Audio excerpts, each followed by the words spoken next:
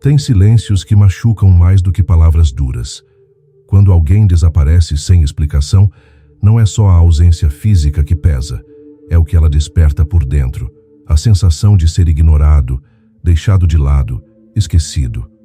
Tudo isso ativa feridas que muitas vezes nem sabíamos que ainda estavam abertas.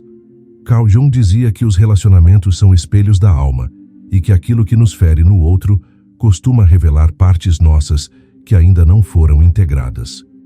Por isso, quando alguém some, o que dói nem sempre é a partida em si, mas o reflexo emocional que esse silêncio nos obriga a encarar. Na psicologia analítica, entende-se que cada interação revela partes ocultas de quem somos e de quem o outro é. Quando alguém some, isso pode ativar complexos emocionais profundamente arraigados, tanto na pessoa que some quanto em quem é deixado para trás. É como se o próprio relacionamento virasse um palco onde as projeções psicológicas entram em cena, recriando antigos cenários de rejeição ou abandono. O que parece um simples afastamento é, na verdade, uma encenação emocional onde medos e desejos reprimidos disputam o controle. Um exemplo clássico: alguém cresce em um lar onde demonstrações de afeto vinham sempre depois de brigas intensas. Quando adulto, ao sentir afeto verdadeiro por alguém, essa pessoa pode disparar mecanismos de defesa e sumir. Não por maldade, mas porque inconscientemente aprendeu a associar amor com dor ou instabilidade. Jung ensinava que os relacionamentos são espelhos da nossa sombra psicológica. Ao entender isso, a pessoa percebe que não é sobre o outro, é sobre o que o outro ativa dentro dela. Nesse sentido, quem é deixado também é forçado a encarar seu próprio reflexo psíquico. O silêncio alheio desperta dores que não nasceram no presente, mas foram apenas reativadas. E esse é o ponto onde a psicologia analítica joga luz sobre o processo. Cada ausência externa é um convite interno à individuação. O outro não some para te ensinar algo, mas porque precisa lidar com o próprio inferno interno. E isso, por si só, te obriga a olhar para o seu. A ausência, portanto, é muito mais que ausência. É como uma mensagem cifrada vinda do inconsciente coletivo, uma convocação involuntária para o confronto com as próprias sombras. Quem compreende isso deixa de procurar respostas no comportamento do outro e começa a decifrar o código interno que cada relação reflete.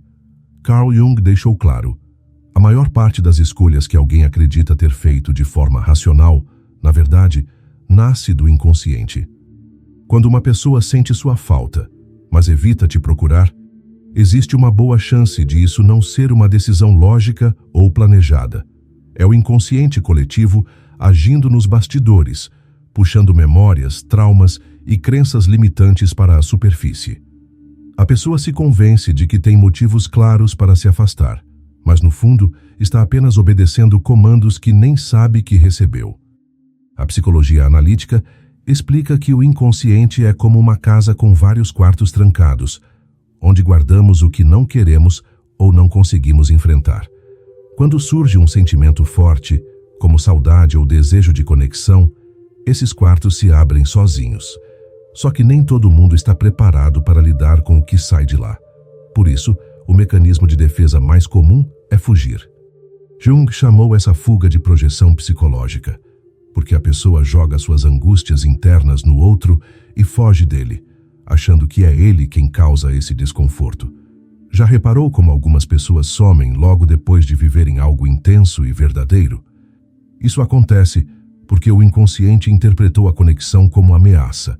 A pessoa foi puxada para suas camadas mais profundas e, em vez de explorar esse território, o instinto foi correr.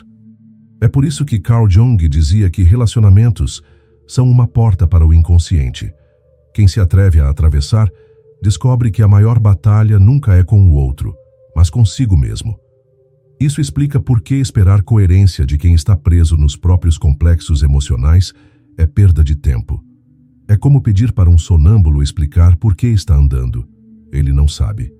Essa inconsciência emocional não é desculpa para maus comportamentos, mas é um dado clínico real da psicologia analítica. E entender isso evita que a pessoa abandonada crie teorias mirabolantes que só alimentam ainda mais suas próprias sombras psicológicas. Esse entendimento, aliás, nos leva a um ponto crucial. Se o inconsciente é o maestro oculto da vida emocional, então ignorar os complexos emocionais e os padrões repetitivos que ele cria é escolher andar em círculos. Quem não investiga as próprias sombras repete sempre as mesmas histórias, só trocando os personagens. E é exatamente esse tema que Carl Jung explorou ao dissecar como os complexos controlam os relacionamentos de quem não conhece suas próprias dores. Jung foi categórico ao afirmar que todo mundo carrega complexos emocionais, núcleos de memória carregados de emoção que atuam como roteiristas invisíveis da vida. Em relacionamentos, esses complexos se tornam especialmente perigosos porque ditam como alguém interpreta o amor, a rejeição e o valor próprio. Se alguém sente sua falta, mas some, pode estar sendo puxado para um complexo de evitação, formado lá atrás em vivências da infância. Não é o amor que falta, é a habilidade de vivê-lo sem repetir velhas tragédias. Na psicologia analítica, esses complexos emocionais funcionam como programas automáticos. Uma pessoa que cresceu em um ambiente onde o afeto era misturado com abandono associa, inconscientemente, o amor à dor de ser deixado. Quando ela encontra alguém que desperta sentimentos reais, o próprio inconsciente dispara o comando: fuja antes que te machuquem de novo. Isso não é escolha consciente, é reflexo de uma programação emocional. Jung sempre alertou: enquanto não tornarmos o inconsciente consciente, ele governará a nossa vida, e chamaremos isso de destino. Um exemplo prático disso é quem se envolve sempre com pessoas indisponíveis e depois se pergunta por que ninguém fica. Não é azar, é padrão. O inconsciente busca repetir o que é familiar, mesmo que seja doloroso. Para mudar isso, não adianta só prometer que da próxima vez será diferente. É preciso investigar o próprio histórico emocional. Quem não entende seus complexos vive reagindo e não escolhendo. O outro some e, em vez de enxergar isso como uma consequência dos padrões dele, a pessoa interpreta como prova do próprio valor. Assim nasce o ciclo de dependência emocional, onde cada afastamento externo é usado como confirmação de uma crença interna: eu não sou o suficiente. E enquanto essa crença estiver operando, cada novo relacionamento só vai servir para reafirmá-la. Esse jogo entre complexos emocionais e relacionamentos é tão real que, para Jung, compreender o amor sem entender a própria psique é como tentar pilotar um avião sem saber onde ficam os controles.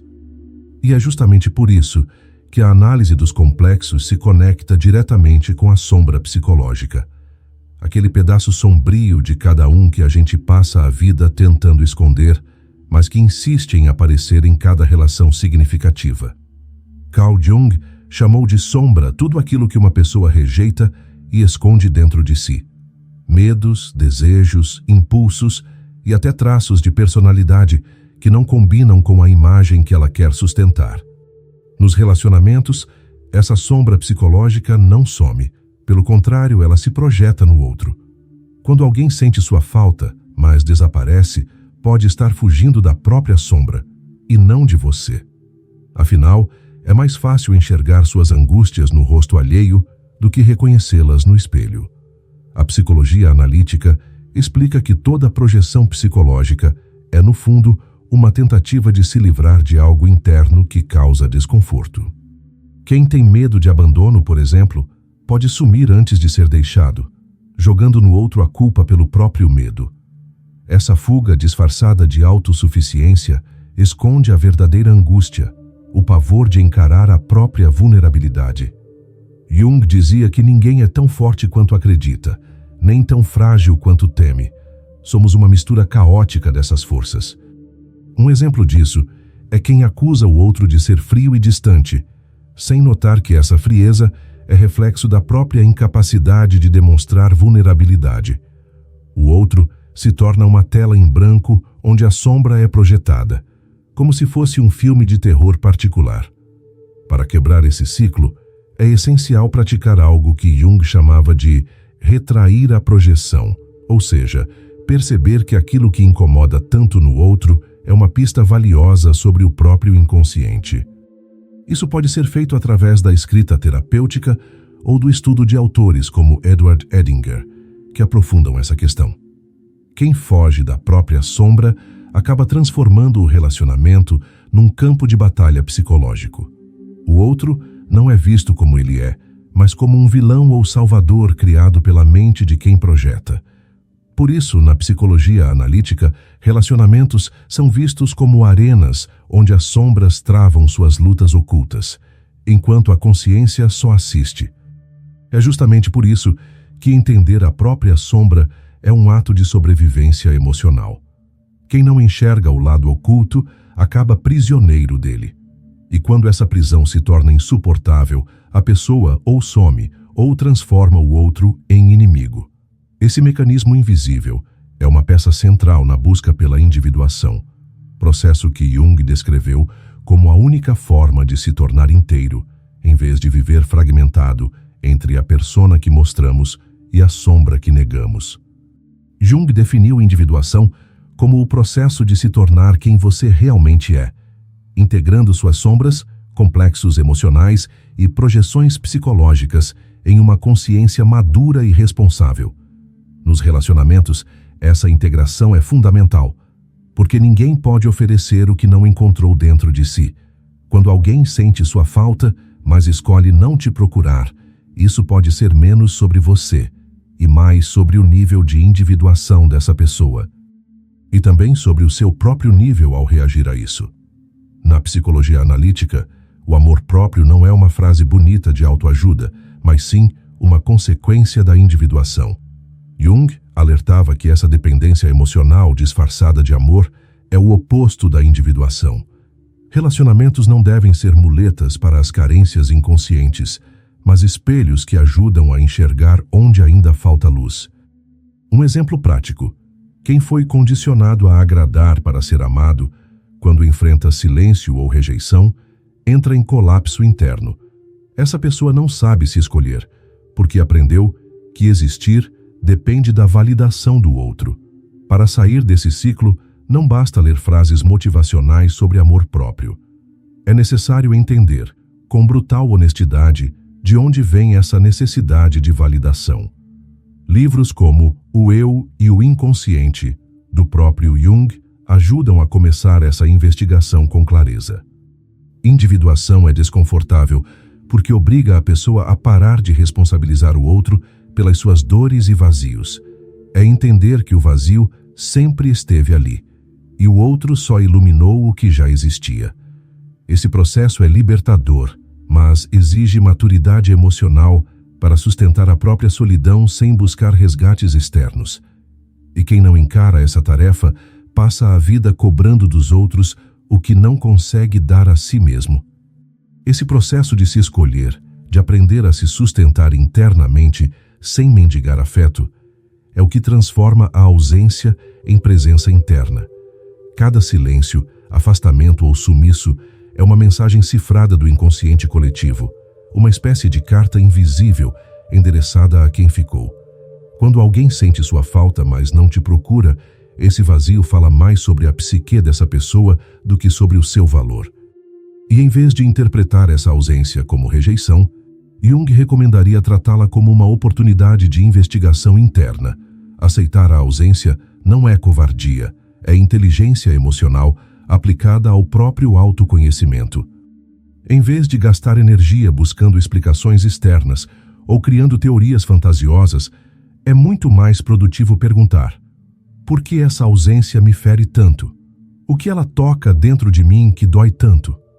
Nessas perguntas vivem complexos emocionais antigos, que só se manifestam quando a vida tira o palco externo e obriga a plateia interna a olhar para si mesma. Na psicologia analítica, isso é uma chance de ouro para trabalhar a sombra psicológica. Um exemplo prático. Alguém que sempre se sentiu invisível na infância, ao ser ignorado por alguém que gosta, não sofre apenas pela ausência atual, sofre porque aquela ausência reativa todo o histórico de invisibilidade acumulado desde cedo. Nesse caso, o outro vira só um gatilho. O verdadeiro trabalho é resgatar essa criança interna que aprendeu a se sentir descartável. Processos baseados em Jung, como a imaginação ativa, ajudam a entrar em contato com essas partes esquecidas e reescrever essa história. Ao invés de se humilhar em busca de migalhas de atenção, a pessoa entende que a ausência é um espelho. Ela reflete onde ainda existe dependência emocional e onde falta individuação. O silêncio alheio se torna um mestre severo, mas justo, porque mostra com precisão cirúrgica onde ainda existe uma ferida. É justamente essa virada de perspectiva que prepara o terreno para o próximo ponto. Entender que amor saudável nunca nasce da necessidade, mas da escolha consciente entre dois indivíduos inteiros. E essa clareza muda completamente a forma como se interpreta afastamentos, silêncios e retornos. Carl Jung ensinava que o verdadeiro amor só pode existir entre duas pessoas que já enfrentaram suas próprias sombras e sobreviveram à travessia. Na psicologia analítica, amor não é um instinto cego nem uma dependência disfarçada de paixão. Amor verdadeiro é escolha consciente, feita por quem não precisa do outro para sobreviver, mas deseja dividir a vida porque reconhece no outro uma alma que caminha na mesma direção.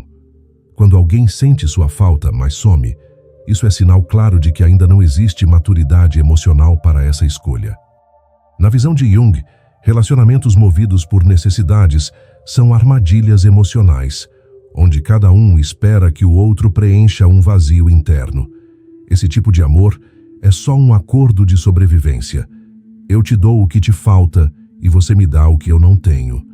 Só que nenhum ser humano consegue sustentar esse papel por muito tempo. O amor que sobrevive é o que nasce da individuação, onde cada um já se encontrou consigo mesmo antes de tentar encontrar o outro. Um exemplo real. Alguém que nunca aprendeu a lidar com a própria solidão tende a transformar qualquer conexão em necessidade urgente. Essa pessoa não escolhe o outro, ela se agarra. E quando o outro sente esse peso, o instinto é fugir. Esse ciclo é tão comum que Jung o comparava a uma dança de sombras, onde ninguém realmente enxerga o parceiro, só suas próprias carências projetadas nele. Quem quer quebrar essa dança precisa aprender a caminhar sozinho antes de convidar alguém para dançar. Na prática, isso significa construir uma vida que faça sentido, mesmo sem um relacionamento. Significa ter prazeres, projetos e uma rotina que não gira em torno de alguém. Ler autores como Viktor Frankl, que fala sobre encontrar propósito mesmo na dor, ajuda a entender que ninguém é responsável por dar sentido à vida de outra pessoa. E quanto mais alguém se preenche, menos necessidade tem de transformar o outro em fonte de validação.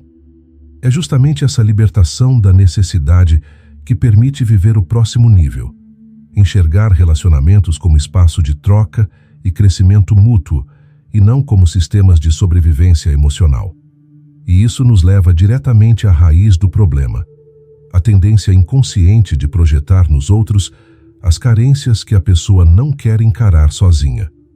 Na psicologia analítica, projeção é o mecanismo onde a pessoa transfere para o outro tudo aquilo que não quer enxergar em si mesma. Quem sente sua falta, mas não te procura, pode estar projetando suas próprias carências e medos no relacionamento, fugindo não de você, mas daquilo que sua presença ativa nele. E, ao mesmo tempo, quem é deixado também projeta, transformando o silêncio do outro em um atestado de desamor, quando na verdade é só reflexo de uma dinâmica interna mal resolvida. Quando alguém projeta suas carências, espera que o outro desempenhe o papel de salvador emocional. Essa expectativa é invisível, mas pesa como chumbo. Ninguém consegue ser a cura de uma dor que não causou.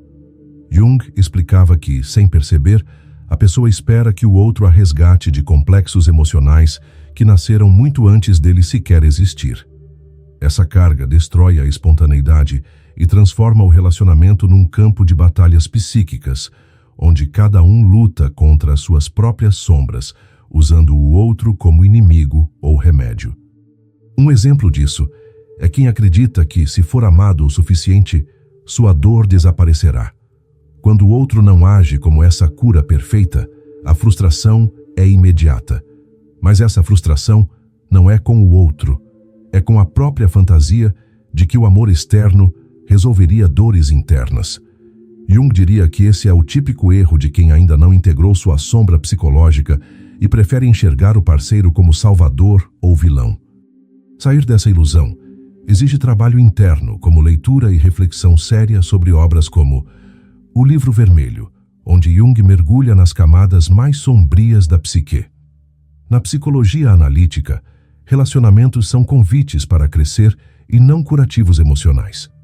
Toda vez que alguém some, a dor que fica não é só sobre aquele sumiço, é sobre todas as outras vezes que a pessoa se sentiu invisível, rejeitada ou insuficiente.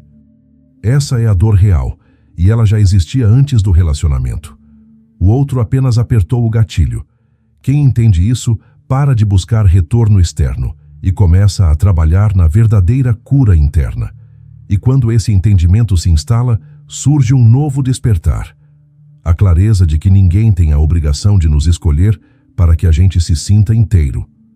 E esse despertar nos conecta diretamente com o próximo ponto, onde Jung desmonta a ideia de que é preciso ser validado por alguém para ter valor.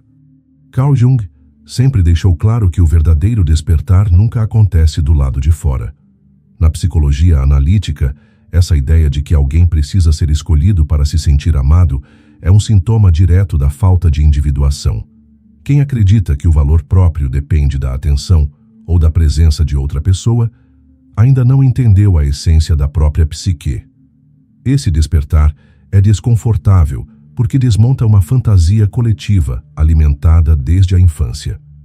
A cultura ensina que o amor verdadeiro é aquele onde alguém nos completa, nos salva ou nos escolhe entre milhões.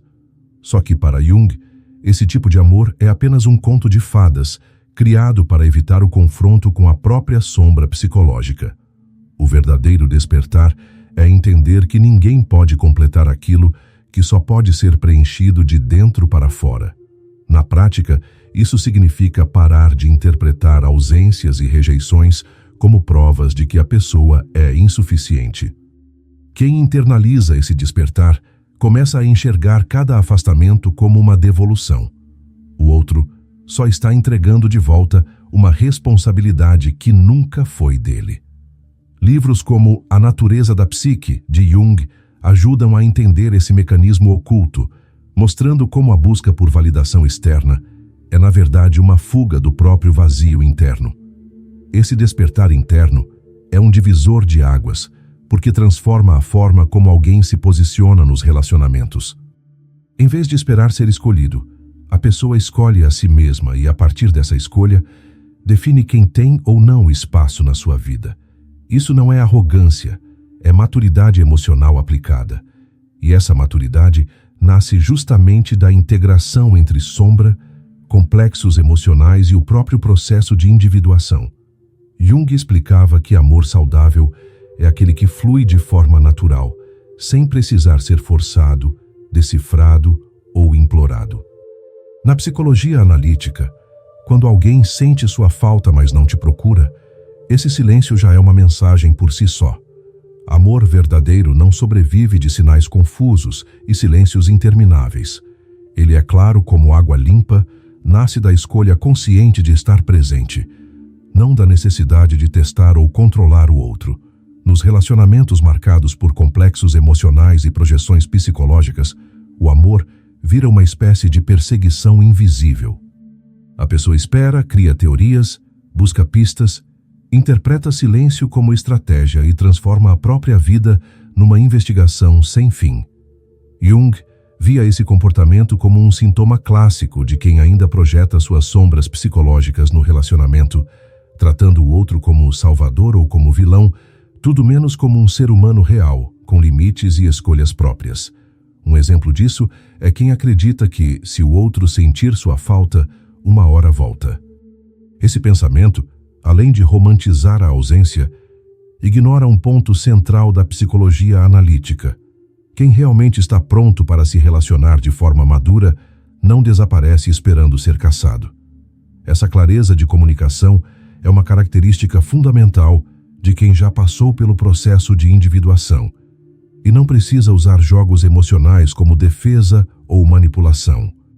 Isso não significa que todo afastamento é sinal de desamor, mas sim que o amor que constrói e fortalece não sobrevive de ambiguidades eternas. Jung dizia que relacionamentos são laboratórios da alma, onde cada um revela o quanto já amadureceu emocionalmente. Se tem uma coisa que Jung nos ensina, é que nada muda lá fora enquanto você não muda aqui dentro. Cada ausência que te fere, cada silêncio que te desespera, é uma pista direta do que ainda precisa ser encarado na sua própria psique. Não é sobre correr atrás de respostas no outro, é sobre aprender a decifrar as mensagens ocultas que seus próprios complexos emocionais estão gritando. O silêncio de alguém pode doer, sim, mas quando você começa a enxergar esse silêncio como um reflexo interno e não como uma sentença sobre o seu valor, algo dentro de você começa a mudar. Carl Jung nos ensinou que a verdadeira liberdade emocional nasce quando paramos de buscar respostas nos outros e começamos a escutar o que o inconsciente está tentando nos dizer. A ausência do outro não é um castigo, é um convite, um chamado para olhar com honestidade para as suas próprias sombras, para as feridas antigas que ainda pedem cuidado. O que te fere hoje é a chance de curar o que te formou ontem. Enquanto o outro some, você pode se reencontrar, porque amadurecer emocionalmente é isso. Parar de esperar resgates externos e começar, enfim, a se escolher, não por orgulho, mas por consciência. E se você conseguir transformar o silêncio do outro em presença interna, talvez descubra que no fim ele não te abandonou, apenas te apontou o caminho de volta para você mesmo. Obrigado por assistir e até o próximo vídeo.